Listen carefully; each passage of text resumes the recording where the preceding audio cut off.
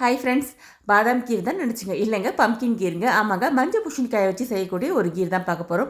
அட்டகாசமான டேஸ்ட்டில் இருக்குங்க. நீங்கள் சொன்னால் தான் தெரியும் இது மஞ்சள் பூசணிக்காய் சேர்த்ததுன்னு. இல்லைன்னா பாதாம் பால் தான் நினச்சி குடிப்பாங்க. அவ்வளோ அருமையாக இருக்கும். இதில் வந்து மஞ்சள் பூசணிக்காய் மெயினானது. இதில் வந்து 1/2 கிலோ போல் நான் எடுத்திருக்கேன். இந்த 1/2 கிலோ போல் பம்கினை வந்து பீல் பண்ணி சீட்ஸை ரிமூவ் பண்ணி இந்த மாதிரி க்யூப்ஸாக கட் பண்ணி ஒரு குக்கரில் சேர்த்துக்கலாம். இந்த மாதிரி பெரிய பெரிய பீஸாகவே நமக்கு சேர்த்துக்கலாம். இது கூட வந்து பார்த்திங்கன்னா 1 டீஸ்பூன் அளவுக்கு நான் கசகசா சேர்த்துக்கிறேன். இது கூடவே ஒரு கைப்பிடி நிறைய முந்திரி பருப்பு சேர்த்துக்கலாம். இது கூடவே நான் வந்து சாஃப்ரான் வாட்டர் யூஸ் பண்ணிக்கிறேன். இந்த சாஃப்ரான் வாட்டர் யூஸ் பண்ணும்போது பார்த்தீங்கன்னா கலர் அண்ட் டேஸ்ட் வந்து இந்த ஃப்ளேவர் வந்து பார்த்திங்கன்னா ரொம்ப ரிச்சாக இருக்கும். அதனால தான் தேவையான அளவு திட்டமாக தண்ணி விட்டு லிட் போட்டு மூடி 3 to 4 விசில்ஸ் விட்டுங்க போதும். நல்ல மைய குழைவாக இந்த மாதிரி உங்களுக்கு கிடச்சிரும்.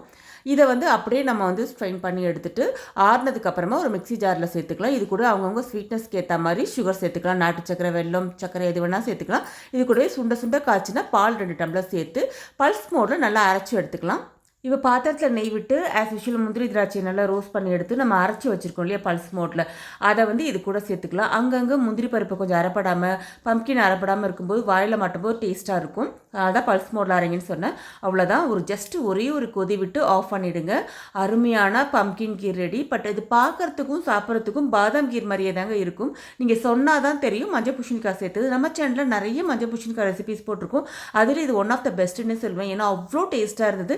மஞ்சள் பூசணிக்காய் நிறைய சத்துக்கள் இருக்குது. பிடிக்கவே பிடிக்காதுன்னு சொல்கிறவங்ககிட்ட இந்த மாதிரி பண்ணி கொடுத்து பாருங்கள். டாப்பிங்க்கு துருவன பாதாம் சேர்த்துக்கு. இதை ஹாட்டாகவும் சர்வ் பண்ணலாம், இல்லை ரெஃப்ரிஜரேட் பண்ணி கூலாகவும் சர்வ் பண்ணலாம். அட்டகாசமாக இருக்கும். தேங்க்ஸ் ஃபார் வாட்சிங்.